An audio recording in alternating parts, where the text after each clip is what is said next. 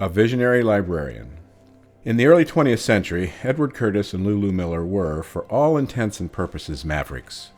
Curtis was a mountaineer, businessman, and photographer with only a few years of formal education, who had a burning drive to photograph, document, and publish a monumental scholarly work on Native American tribes in the western United States.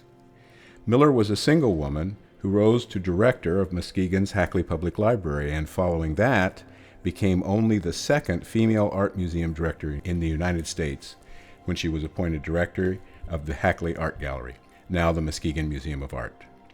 Their lives intersected when Miller purchased, for the Hackley Library, subscription number 70 of Curtis's The North American Indian. This is where the history of this exhibition begins.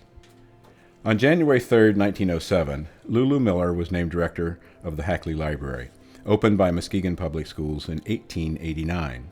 It was an active, progressive library in a rapidly growing port city. Within a year of stepping into this role, Miller presented the Board of Education with a proposal to acquire a subscription to Edward S. Curtis's The North American Indian.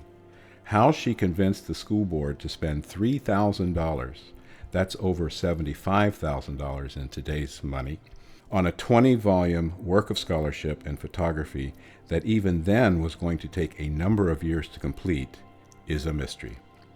Although we have several letters from Curtis to Miller following the subscription purchase, it's unfortunate that we have no correspondence from Miller herself to Curtis. We do know that she had a great drive and a commitment to expanding the holdings of the library and for giving Muskegon residents the best of what was available. Miller wasted no time in showcasing the library's new prized possession. When she signed the contract for the subscription on March 29, 1908, Miller also agreed to host an exhibition of more than 200 Curtis photographs at the library, some of which Curtis shipped in for this purpose. The exhibition opened April 27, 1908, and perhaps this marked the beginnings of her interest in combining the literary and visual arts. By 1917, Hackley Public Library was in possession of 11 volumes of the North American Indian, and it was at this time that Miller was recruited to direct both the library and Hackley Art Gallery together. It is remarkable that this was before women even had the right to vote.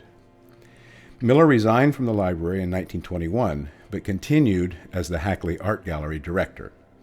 At that time, the library was still due 9 volumes of the North American Indian. Originally projected to be completed and delivered to subscribers in 7 years, per the contract, it eventually took 23 years. Ironically, the last volume, number 20, was delivered to the library in 1930, the year Miller retired. The North American Indian was a significant and astute acquisition that literally marked Lulu Miller's career from beginning to end.